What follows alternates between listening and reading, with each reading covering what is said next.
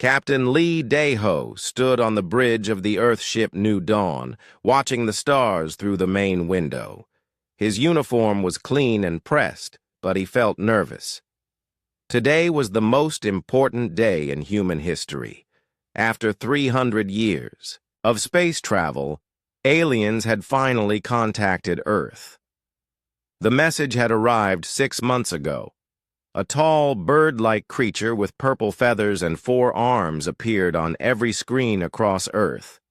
It spoke in perfect English, though its voice sounded like wind through metal tubes. "Greetings, people of Earth," the alien had said. "I am Ambassador Quilneth of the Veltharian Empire. We represent the Galactic Council of Civilized Worlds. After watching your species for many years, we have decided to invite you to join our Great Federation."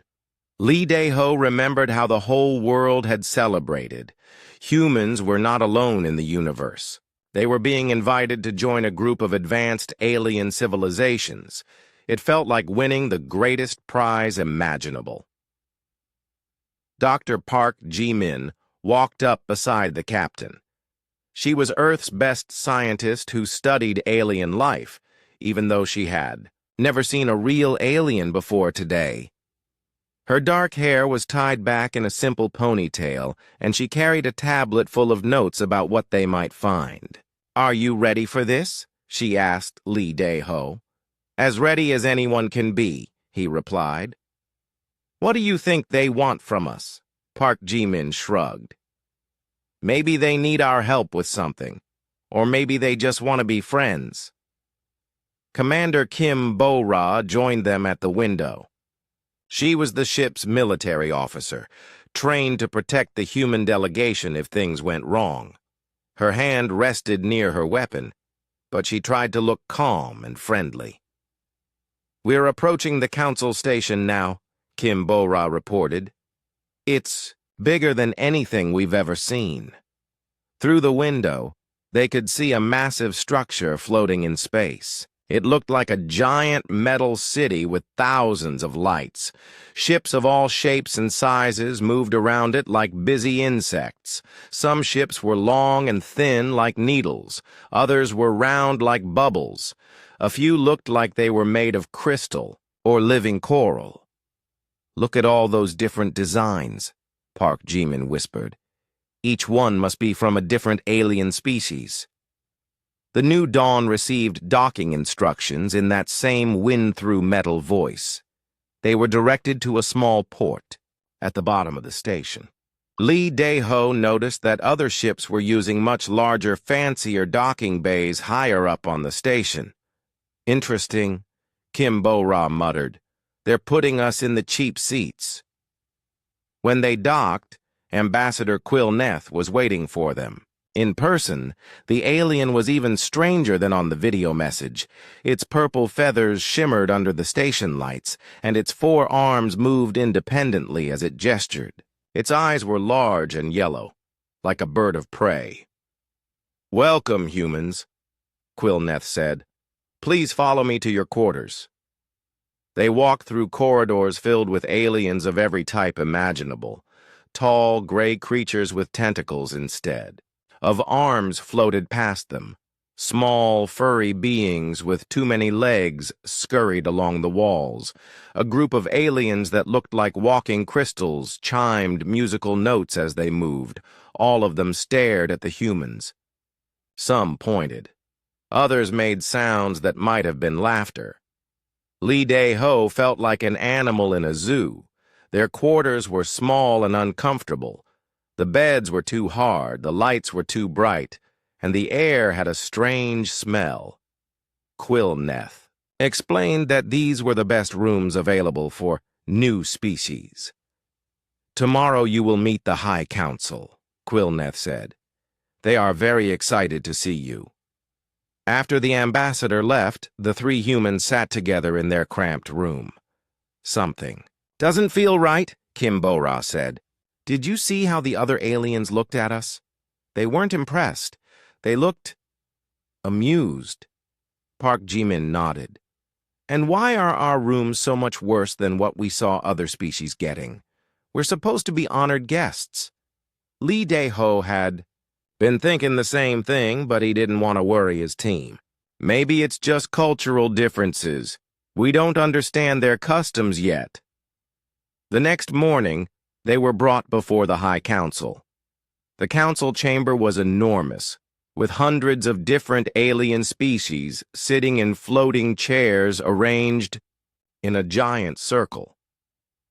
At the center sat the most impressive alien they had seen yet. High Chancellor Vrextal was a Zephyrian, tall and thin with skin that looked like polished metal. Energy crackled around its head like a crown of lightning. When it spoke, its voice boomed through the chamber. "Humans of Earth," Vrextal announced, "you have been chosen to join our great federation. This is a high honor that few species receive." The aliens in the chamber made various sounds. Some chittered, others buzzed, and a few made musical tones. To human ears, it sounded like barely controlled laughter. "As new members," Vrextal continued, "you must prove your worth to the Council. We have prepared a simple task for you." The High Chancellor gestured, and a holographic star map appeared in the center of the chamber. One area was marked in angry red. "The Maelstrom Nebula has blocked safe travel between our eastern and western territories for over 1,000 years, Vrextal explained. "Many species have tried to establish a trade route through it. All have failed. Most have lost ships and crews." The alien laughter grew louder. Some species were openly pointing at the humans now. "Your task is to create a safe passage through the Maelstrom Nebula within 1 galactic standard year," Vrextal announced. "If you succeed, you will be welcomed as full members of the Council. If you fail..." The High Chancellor didn't finish the sentence, but the meaning was clear. Park Ji-min stepped forward. "May we ask why other species have failed?" A wave of surprised murmurs went through the chamber. Apparently, new species didn't usually ask questions. Vrextal looked annoyed, but answered. "The nebula contains violent energy storms and gravitational anomalies. Our most advanced ships with the strongest shields have been torn apart trying to cross it." Lee Dae-ho felt his stomach drop. They were being asked to solve a problem that had defeated alien civilizations far more advanced than humanity. This wasn't an honor, it was a death sentence. As they were escorted out of the chamber, Kim Bo-ra whispered, "Now I understand. This isn't a welcome party. It's a joke. They invited us here to watch us fail and embarrass ourselves." "But why?" Park Ji-min asked. "Entertainment," Lee Dae-ho said grimly. "They think we're primitives, who will provide them with some laughs before we give up and go home in shame." Back in their quarters, the three humans sat in silence for a long time. Finally, Lee Dae-ho spoke. "Well, they want a show," he said. "Let's give them one they'll never forget." Park Ji-min looked up from her tablet where she had been studying the Maelstrom Nebula data. "You're not seriously thinking we should try? This, are you? It's impossible." "Maybe for them," Kim Bo-ra said, a dangerous smile crossing her face. "But they don't know how humans think. They don't know how stubborn we can be." Lee Dae-ho nodded. "Send a message back to Earth. Tell them we need our best engineers, our craziest scientists, and anyone who's ever solved an impossible problem. We're going to show these aliens what humans can do." Outside their window, the massive space station continued its slow rotation among the stars. Somewhere in those corridors, alien beings were probably already placing bets on how quickly the humans would give up. They had no idea what was coming. 3 months after the challenge was given, Engineer Oh Tae-jun arrived at the council station with a team of 20 humans and 3 ships full of equipment that looked nothing like alien technology. Where alien ships were smooth and elegant, human ships were covered in sensors, antennas, and devices that stuck out at odd angles. Ambassador Quill Neth watched the human ships dock with confusion. "What are all those attachments?" the alien asked Lee Dae-ho. "Tools," Lee Dae-ho replied simply. Oh Tae-jun was a short man with calloused hands and clothes that always seemed to have grease stains on them. He had spent the last 3 months studying every piece of data about the Maelstrom Nebula that Earth could find. While the alien saw an impossible barrier, he saw an interesting puzzle. "Captain," Oh Tae-jun said as he shook Lee Dae-ho's hand, "I've got good news and bad news. The bad news is that everything the aliens said about this nebula is true. The energy storms would tear apart any normal ship." "And the good news?" Park Ji-min asked. Oh Tae-jun grinned. "The good news is that we're not normal. The human team set up their equipment at the edge of the Maelstrom Nebula, while alien observers watched from a safe distance. Council ships floated nearby, their crews waiting to rescue human survivors or recover wreckage. Dr. Yoon Ha-na was the first to make a discovery that surprised everyone. She was a biologist who studied how living things communicated, and she had noticed something strange in the nebula's energy patterns. "These aren't random storms," she announced during a team meeting. "There's a pattern here. It's like music." Oh Tae-jun looked at her data. "Music?" "The energy pulses have rhythm and harmony," Yoon Ha-na explained. "I think there might be something alive in there. Something that's been trying to communicate, but everyone thought it was just dangerous noise." While Yoon Ha-na worked on the communication problem, Oh Tae-jun tackled the navigation challenge. Instead of trying to force their way through the nebula like the aliens had done, he designed ships that could bend and flex with the energy storms. "Look at how fish swim through strong currents," he explained to his team. "They don't fight the water. They move with it." Merchant Kang Min-ho had been studying the trade routes around the nebula.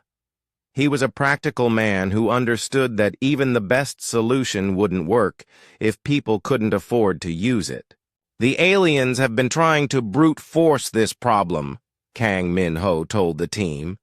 "They use massive amounts of energy to power shields strong enough to resist the storms.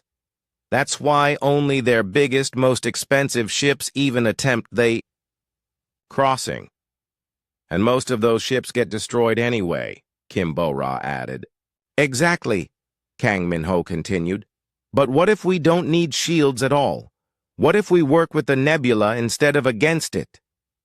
The breakthrough came when Yoon Ha-na successfully made contact with the intelligence inside the nebula. It wasn't a single creature, but a collective of energy beings that had been living in the storms for millions of years. "They're not hostile," she reported excitedly. "They're just lonely. They've been trying to communicate with the ships that enter their space, but their method of communication accidentally tears the ships apart." "Can you teach them to be more gentle?" Oh Tae-jun asked. "I'm working on it," Yoon Ha-na said. "They learn fast once they understand what we need." 2 weeks later, the first human ship successfully crossed the Maelstrom Nebula. The alien observers couldn't believe what they were seeing. Instead of fighting through the energy storms, the human ship seemed to dance with them. The energy beings guided the ship through safe paths, and the flexible hull design absorbed impacts that would have destroyed rigid alien vessels. The crossing took only 6 hours instead of the usual 3-day journey around the nebula. High Chancellor Vrextal watched the recordings with growing disbelief. "This must be some kind of trick," the alien leader muttered. But it wasn't a trick. Within a month, human ships were making regular runs through the nebula. They carried passengers and cargo at a fraction of the cost and time of traditional routes. The energy beings seemed to enjoy helping the humans, treating each crossing like a game. The success attracted attention throughout the galaxy. Species that had been cut off from major trade routes for centuries suddenly had access to new markets. Alien merchants began hiring human ships for their own cargo. Ambassador Quilneth approached Lee Dae-ho with barely hidden anxiety. "The Council is impressed with your success," the alien admitted. "But surely this was just luck." Lee Dae-ho smiled. "Would you like us to demonstrate that it wasn't?" The next challenge came from the other side of the galaxy. The collective was a species of hive-minded aliens that no one had been able to communicate with for over 200 years. They lived in a massive ship city that traveled between stars, and they destroyed any vessel that came too close. "Many species have tried to make contact," Quilneth explained. "The collective responds to all attempts with violence. They are considered too dangerous for civilized interaction." Dr. Yoon Ha-na studied the available data about the collective. "Has anyone tried music?" she asked. "Music?" Quilneth looked confused. "Why would music matter?" "Hive minds often communicate through harmonic patterns," Yoon Ha-na explained. "If they're all connected mentally, they might think in symphonies instead of words." Against all council advice, Yoon Ha-na approached the collective ship in a small, human vessel broadcasting complex musical compositions. The collective ship, which had been moving aggressively toward her, suddenly stopped. For 3 hours, Yoon Ha-na and the collective exchanged increasingly sophisticated musical messages. When she finally returned to the council station, she had negotiated the first trade agreement with the collective in 2 centuries. "They're not hostile," she reported to the stunned council members. "They're artists. They've been destroying ships because no one was speaking their language." The musical communication breakthrough opened up an entirely new region of space. The collective had access to rare materials and technologies that they began trading freely once proper communication was established. Kang Min-ho was busy setting up trade relationships with species the Council had written off as too primitive for serious commerce. He discovered that many of these species had valuable resources that the Council had overlooked. "The rockbreaker species lives on asteroid mining platforms," he explained to Lee Dae-ho. "The Council thinks they're backward because they don't have fancy technology, but they've perfected techniques for extracting rare metals that the advanced species can't match." Within 6 months of their arrival, humans had opened 3 new trade routes, established communication with a previously hostile species, and created economic partnerships with dozens of primitive civilizations. The profits from these new relationships were already changing the balance of power in the galaxy. High Chancellor Vrextal called an emergency council session. "The humans have succeeded beyond our expectations," the alien leader announced. "However, anyone can get lucky once or twice. We must give them a more comprehensive test." The new challenge was presented to Lee Dae-ho the next day. The Council wanted humans to solve 2 problems that had plagued the galaxy for centuries. First, they needed to end a 500-year war between the thermal beings and the ice dwellers. Second, they had to fix the economic collapse that had left the Outer Rim territories in chaos. "These tasks are far more complex than simple navigation or communication," Vrextal explained. "They require wisdom, diplomacy, and understanding of galactic politics that takes centuries to develop." Park Ji-min looked at the data files describing both problems. The war between the thermal beings and ice dwellers had started over resource disputes and had escalated into a genocidal conflict. The Outer Rim collapse had left billions of beings without food, medicine, or basic services. "How long do we have?" Lee Daho asked. "One standard galactic year for each problem," Vrextal replied. "Failure to solve either one will result in immediate expulsion from the Council." As the human delegation returned to their quarters, Kim Bora shook her head. "They're really trying hard to get rid of us." "Let them try," Lee Daho said. "Send word back to Earth.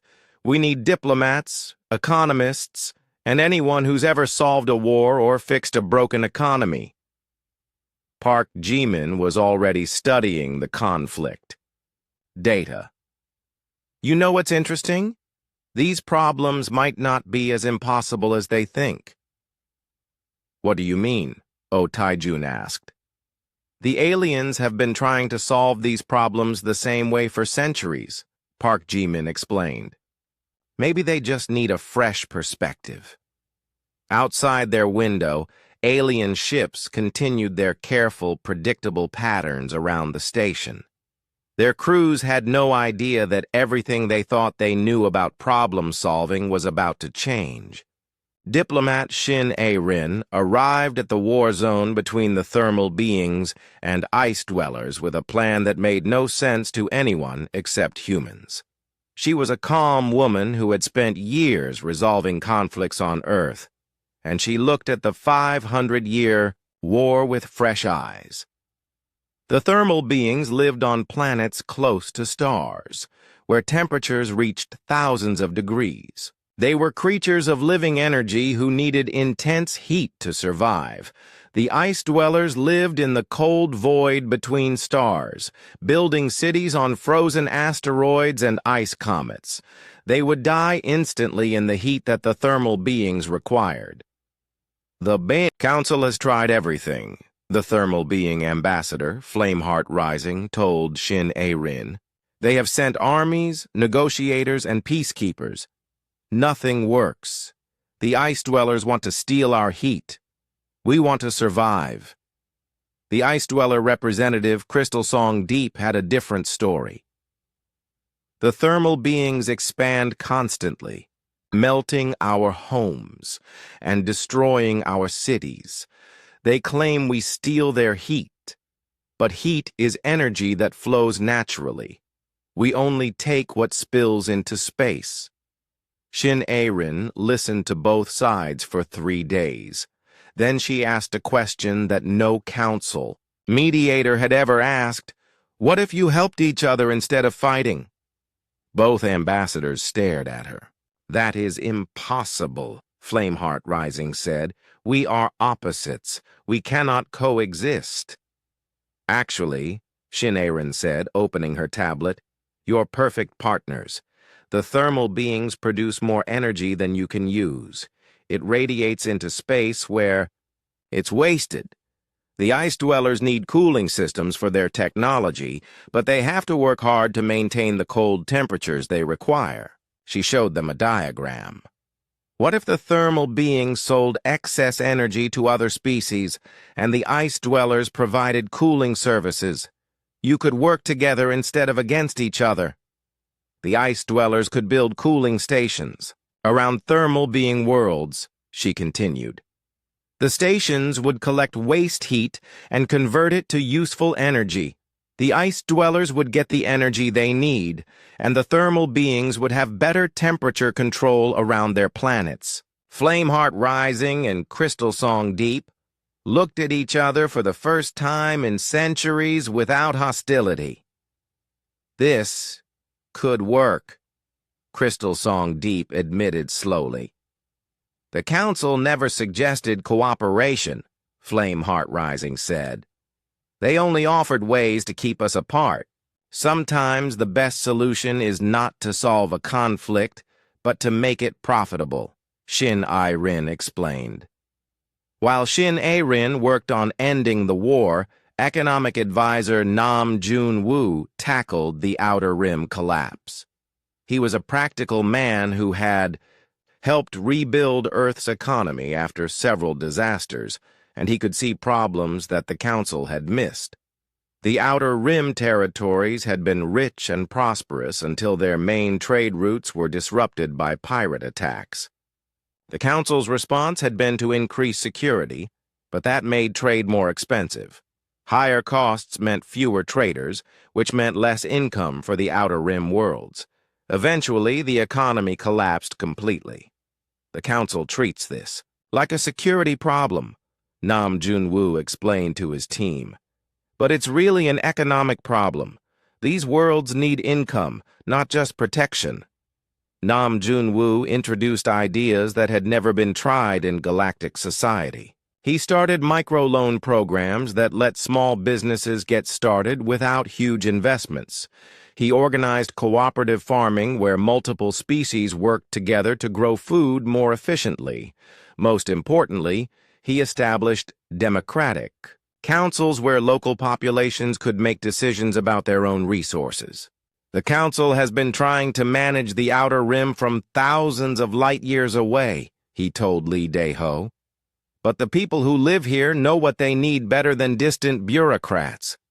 The changes happened faster than anyone expected. Within 6 months, Outer Rim worlds were trading with each other again. The microloans created thousands of small businesses. The farming cooperatives produced enough food to feed everyone and still have surplus for export. Most surprising of all, the democratic councils reduced piracy by offering former pirates legitimate jobs in the new economy. Why didn't the council try this approach? Asked Governor Wei Han-sol, who had been sent to oversee the Outer Rim recovery. Because it requires giving up control, Nam Junwoo replied. The council likes to be in charge of everything. Humans prefer to let people solve their own problems. Back at the council station, strategic analyst Cho Soo-bin was studying galactic military doctrine and making discoveries that worried alien military leaders. She was a sharp-eyed woman who had analyzed thousands of Earth conflicts, and she could see patterns that aliens missed. Every species fights the same way their ancestors did, she reported to General Hwang Dong-hyuk, who had arrived to study alien military tactics. The Zephyrians always use energy weapons in pyramid formations. The Veltharians always attack from above with air superiority. The crystalline species always build defensive walls and wait for enemies to attack them. That's good for us to know, Hwang Dong-hyuk said. It's better than good, Cho Soo-bin continued. They've been fighting the same battles for thousands of years. Their strategies are completely predictable. To prove her point, Cho Soo-bin entered the Council's military academy, Wargame Simulation. The academy was where alien species trained their best officers, and no outsider had ever won more than one scenario. Cho Soo-bin won all of them. She defeated the Zephyrian pyramid formation by attacking from underground. She countered Veltharian air superiority with small, fast units that were too quick to target. She broke crystalline defensive walls by convincing them to abandon their positions and chase false targets. How is this possible? Demanded Academy Commander Fluxwire, a crystalline being whose voice sounded like breaking glass. Humans fight differently every time, Cho Soo-bin explained. We adapt to each situation instead of following the same plan. Over and over. General Hwang Dong-hyuk made the demonstration even more impressive. He challenged the Academy's best students to a series of combat exercises. Instead of using advanced alien weapons, he armed his human team with simple projectile weapons and basic protective gear. The aliens had energy shields, plasma weapons, and powered armor. The humans had bullets, explosives, and metal plates. The humans won every engagement. Your weapons are more powerful, Hwang Dong-hyuk explained to the shocked alien officers. But you rely on them too much. You expect your shields to protect. You and your weapons to solve every problem. Humans learn to fight with whatever we have. The alien military doctrine had another weakness that humans exploited ruthlessly. Aliens tried to avoid casualties at all costs. This made their strategies defensive and predictable. "You fight like you're trying not to lose," Hwang Dong-hyuk told Commander Fluxwire. "Humans fight like we're trying to win. Sometimes that means accepting losses to achieve victory." This concept horrified the alien officers, but they couldn't argue with the results. Word of human successes spread throughout the galaxy faster than the Council could control it. Young aliens began studying human tactics, economics, and diplomatic methods. Several species quietly sent representatives to learn from human advisors. Intelligence officer Seo Kyung-mi documented everything from her position in the Council's information network. She was a quiet woman who was very good at noticing things that others missed. "The Council is losing control of the narrative," she reported to Lee Dae-ho. "Alien populations are asking why their governments can't solve problems the way humans do." "Is that bad for us?" Park Ji-min asked. "It's dangerous," Seo Kyung-mi replied. "Desperate leaders do desperate things." Her warning proved accurate. High Chancellor Vrextal called another emergency council session, and this time the alien leader looked genuinely worried. "The humans have exceeded our expectations once again," Vrextal announced to the assembled council members. "However, we must not let temporary successes fool us into thinking they are truly superior." Several council members made uncomfortable sounds. The humans weren't having temporary successes anymore. They were revolutionizing everything they touched. "Therefore," Vrextal continued, "we are implementing new regulations. Human involvement in galactic affairs will be limited to prevent any unfortunate misunderstandings." The new regulations were clearly designed to stop human influence from spreading. Humans would be restricted to their assigned territories. Their communications with other species would be monitored. Most importantly, they would be forbidden from sharing their technologies or methods with alien populations. "They're scared," Kim Bo-ra said when the delegation returned to their quarters. "They know they can't compete with us, so they're trying to change the rules." Lee Dae-ho looked out at the stars surrounding the council station. Somewhere out there, the thermal beings and ice dwellers were building their first joint energy stations. Outer Rim worlds were experiencing prosperity they hadn't seen in decades. Alien military academies were quietly studying human tactics while pretending to dismiss them. "Let them try to limit us," he said. "It's too late. The galaxy has seen what humans can do. You can't put that knowledge back in the box." Outside, alien ships continued their predictable patrol patterns around the station. But now, some of those ships carried crews who were asking dangerous questions about why their leaders were so afraid of the humans. 6 months after the Council's new restrictions, High Chancellor Vrextal realized that trying to limit human influence was like trying to hold back a flood with a paper wall. The more the Council tried to control information about human successes, the more that information spread through unofficial channels. Dr. Yang Seung-ho had arrived at the Council station as part of a new human delegation.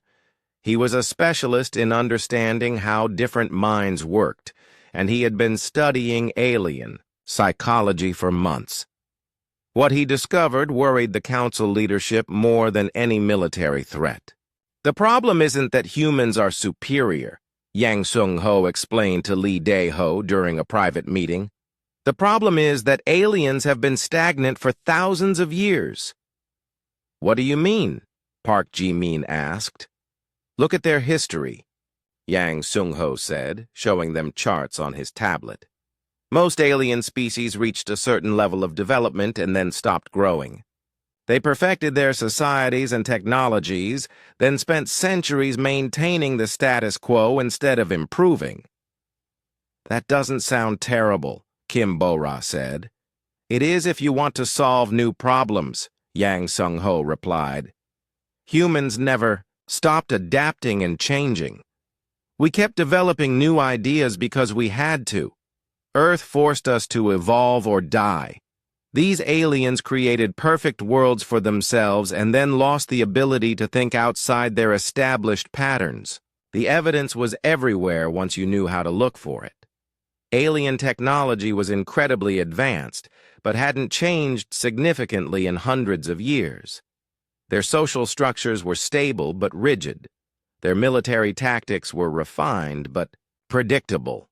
They've become victims of their own success, Yang Sung-ho concluded. They're so comfortable with their current systems that they can't imagine better ones. This explained why human solutions seemed impossible to alien minds. It wasn't that aliens were stupid or weak. They had simply forgotten how to innovate. Philosopher Lim Hae-won took Yang Sung-ho's research and turned it into something that terrified the council leadership. She was a thoughtful woman who studied how societies organized themselves, and she began teaching alien populations about concepts that were completely foreign to galactic civilization. "What is this individual rights concept?" asked a young Veltharian student during one of Lim Hae-won's lectures. "It's the idea that each person has value and freedoms that cannot be taken away by others," Lim Hae-won explained. "Even if the majority disagrees with you, even if your leaders don't like what you say, you still have the right to your own thoughts and choices." The alien students looked confused. In galactic society, individuals existed to serve their species and their place in the social hierarchy. The idea that a single being could have rights that opposed the collective was revolutionary. "What about democracy?" asked a crystalline youth. "How can everyone have a voice in government decisions?" "By voting," Lim Hae-won said simply. "Each person gets to choose their leaders and influence the laws that govern them." This concept was even more shocking. Most alien species were ruled by hereditary leaders, military commanders, or council elders who held power for life. The idea that ordinary citizens could remove bad leaders was unthinkable. But what if the people make bad choices? The crystalline student asked. "Then they learn from their mistakes and make better choices next time," Lim Hae-won replied. "Democracy isn't perfect, but it's better than being ruled by someone you can't remove." Intelligence officer Seo Kyung-mi tracked how these ideas spread through alien populations. What she found alarmed the council leadership. "Human concepts are spreading like wildfire," she reported to Admiral Bae Jong-suk, who had arrived to coordinate human intelligence operations. "Young aliens across the galaxy are questioning their governments. Some species are experiencing civil unrest for the first time in centuries." "Is that our fault?" Admiral Bae Jong-suk asked. "Not directly," Seo Kyung-mi replied. "We're just sharing information, but that information is revolutionary to species that haven't changed their societies in thousands of years." The most disturbing development for the Council was the discovery that humans had been building a shadow network of alliances. While the Council focused on controlling the major alien powers, humans had been forming partnerships with hundreds of smaller species. Admiral Bae Jong-suk had overseen this process from the beginning. She was a strategic thinker who understood that real power came from building coalitions, not from controlling territory. "The Council treats smaller species like servants or pets," she explained to Lee Dae-ho. "We treat them like equals and partners. Guess which approach makes more friends?" The Human Alliance Network included the energy beings from the Maelstrom Nebula, the collective hive mind, dozens of primitive species that the Council had ignored, and growing numbers of aliens who were dissatisfied with their traditional governments. "How many species are we talking about?" Park Ji-min asked. "Over 300 confirmed partnerships," Admiral Bae Jung-suk replied, "and the number grows every day. That's more than half the known species in the galaxy," Kim Bo-ra said with surprise. "The Council controls the biggest and most powerful species," Admiral Bae Jung-suk agreed. "But we have the majority.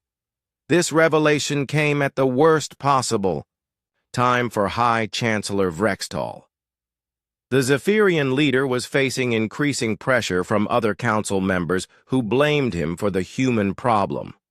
Some species were threatening to leave the council entirely if the situation wasn't resolved. "You assured us that the humans would embarrass themselves and leave quietly," accused Council Member Thrixnall, a crystalline being whose voice cracked with anger. "Instead, they have destabilized our entire civilization." "The humans got lucky," Vrextal insisted. "Their success cannot last." "Lucky?" screeched Council Member Vortex, a tentacled creature from the deep ocean worlds. "They have solved problems that defeated us for centuries. They have created new technologies and new forms of government. They have built the largest alliance network in galactic history. This is not luck." The emergency council session was interrupted when a message arrived from the thermal beings and ice dwellers. The former enemies were requesting permission to leave the council and join the human alliance instead. "The council ruled over us for thousands of years," their joint message stated. "But they never helped us find peace. The humans ended our war in 6 months and showed us how to prosper together. We choose to follow leaders who solve problems instead of managing them." Similar messages arrived throughout the session. The Outer Rim territories wanted to join the human alliance. The collective hive mind announced they were withdrawing from all council agreements. Even some major species were quietly exploring whether they could benefit more from human partnerships than council membership. "This is a disaster," Vrextal muttered. But the disaster was just beginning. Dr. Yang Seung-ho's psychological profiles had revealed something that the council leadership had hidden even from themselves. They were afraid. The council species achieved dominance thousands of years ago and then stopped trying to improve, Yang Seung-ho explained to his human colleagues. They've been maintaining their positions through tradition and reputation, not through actual superiority. "So they're not really better than other species?" Oh Taijun asked. "They were better," Yang Seung-ho replied, "but they stopped growing while other species continued developing. Now they're mainly powerful because everyone believes they're powerful." "What happens when that belief disappears?" Shin Aaron asked. "Their entire system collapses," Yang Seung-ho said grimly. The collapse was already beginning. Council member Fluxwire, the crystalline military commander, had been quietly studying human military tactics and implementing them in his own forces. Council member Quill Neth was using human diplomatic methods to resolve disputes that had puzzled the council for decades. Even High Chancellor Vrextal had started adopting human economic policies in Zephyrian territories, though he refused to admit it publicly. "They're all copying us," Intelligence Officer Seo Kyung-mi observed, "but they can't admit it because that would mean accepting that they were wrong about human inferiority." The situation reached a breaking point when a group of young aliens from various council species published what they called the Freedom Declaration. The document, clearly inspired by human political philosophy, demanded democratic representation, individual rights, and the end of hereditary rule. "The old ways have failed," the declaration stated. "Our leaders have shown us that they cannot adapt, cannot innovate, and cannot solve the problems facing our galaxy. We demand the right to choose new leaders who can." High Chancellor Vrextal read the declaration with growing horror. This wasn't just political dissent, it was revolution. The humans have poisoned our people's minds, Vrextal announced to the emergency council session. They must be stopped before they destroy our entire civilization. Perhaps, suggested Council Member Thrixnall quietly, we should consider that our civilization needed to be destroyed.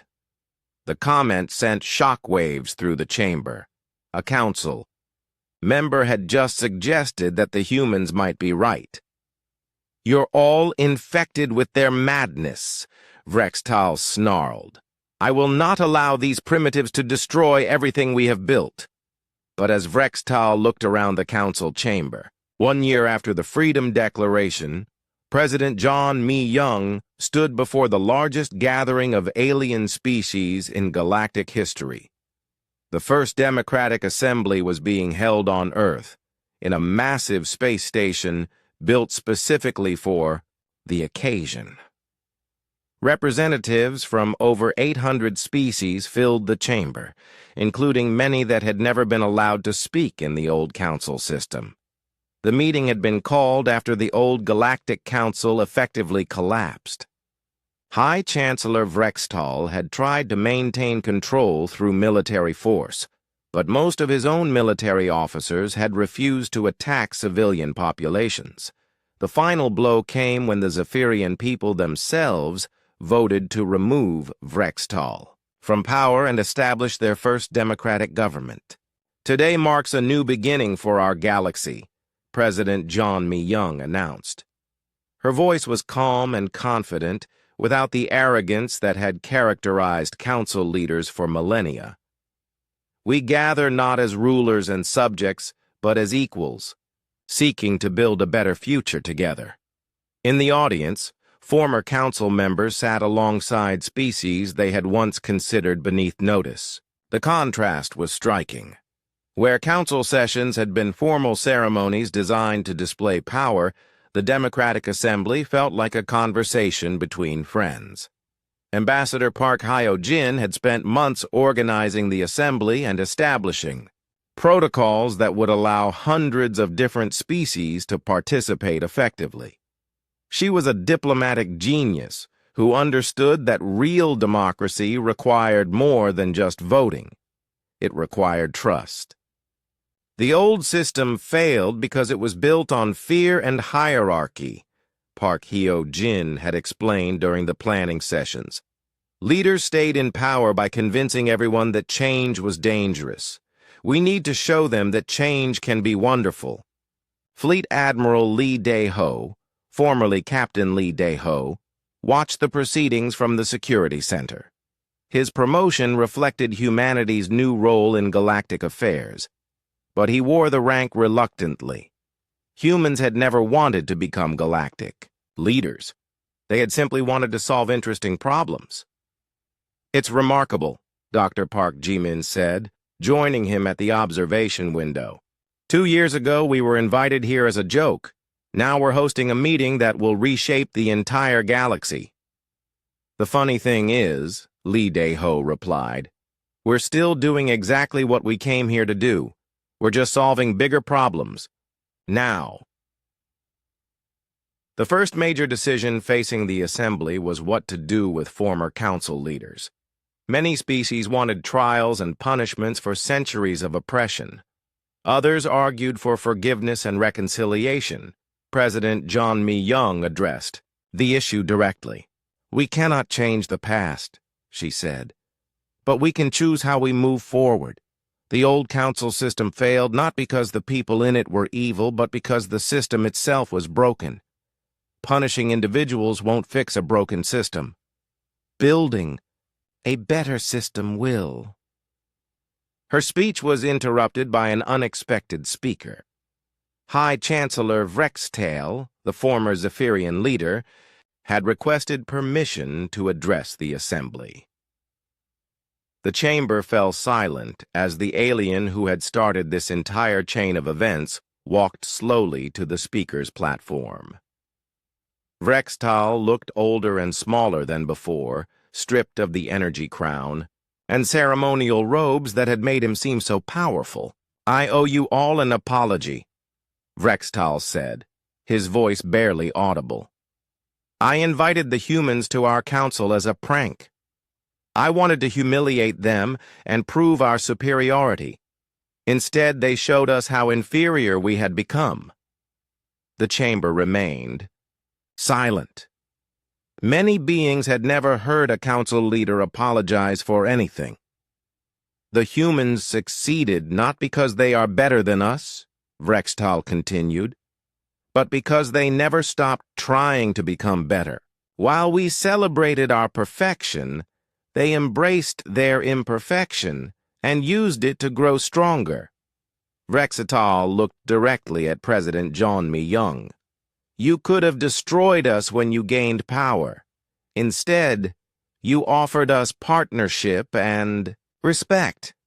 You treated your enemies better than we treated our friends." "You were never our enemies," President John Myung replied gently. "You were just afraid of change. Everyone fears change sometimes."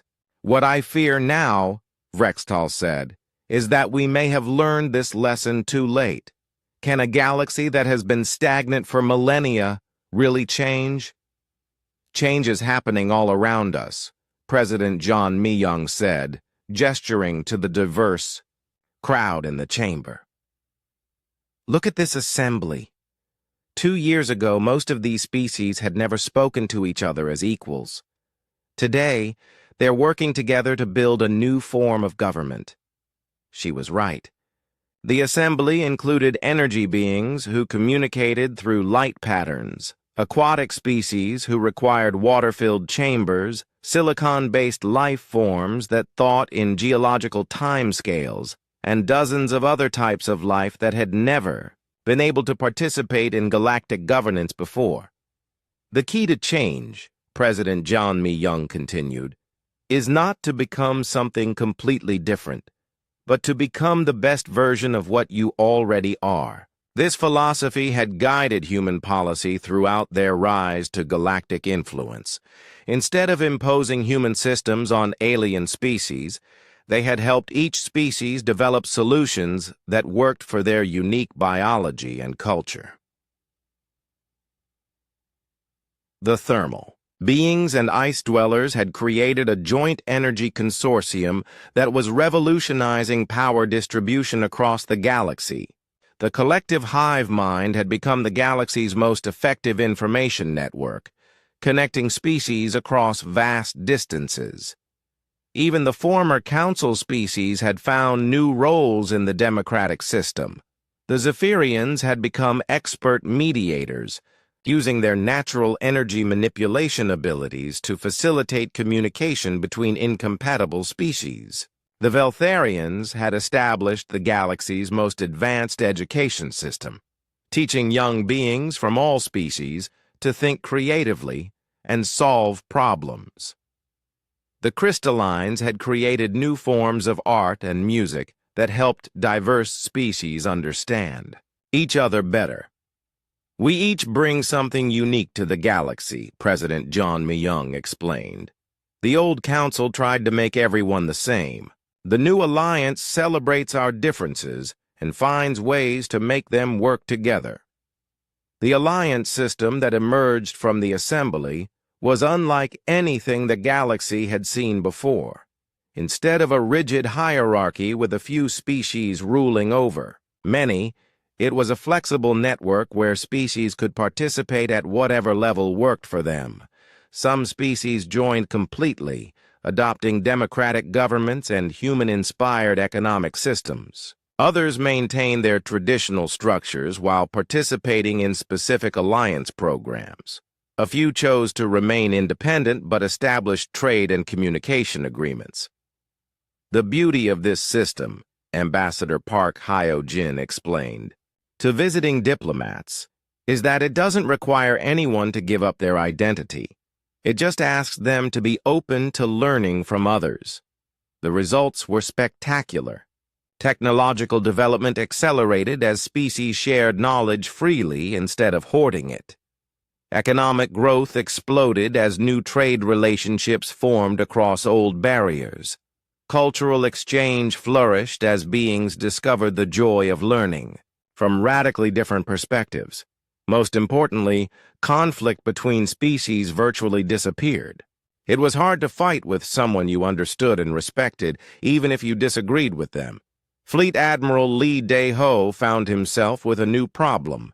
Success had made his job almost obsolete. The Alliance military existed mainly to protect shipping routes and provide disaster relief. There simply weren't any major wars to fight anymore. "Is this what peace looks like?" Commander Kim Bo-ra asked during a staff meeting. "I think so," Lee Dae-ho replied. "It's kind of boring, isn't it?" "Boring is good," Dr. Park Ji-min said with a smile. "Boring means people are happy and safe and solving problems through cooperation instead of violence." Not every species embraced the new system immediately. Some remote regions maintained old-style governments, and a few former council loyalists attempted to create rival power structures. But these holdouts found themselves increasingly isolated as the benefits of alliance membership became obvious. Change takes time, President John Mi-young reminded her advisors during a strategy meeting. "We can't force anyone to join us, but we can show them that cooperation works better than conflict." The transformation was most visible in the young aliens who had grown up during the transition. They spoke multiple languages, worked easily with different species, and approached problems with creativity that amazed their elders. These young beings would inherit a galaxy that was fundamentally different from the one their parents had known. Instead of rigid castes and eternal conflicts, they would have infinite opportunities for growth and exploration. As President John Mi-young looked out at the stars from her office on the assembly station, she reflected on the strange journey that had brought humanity to this point. They had been invited to the galaxy as entertainment for bored aliens. Instead, they had accidentally become the catalysts for the greatest period of growth and cooperation in galactic history. "Do you think we did the right thing?" Dr. Park Ji-min asked, joining her at the window.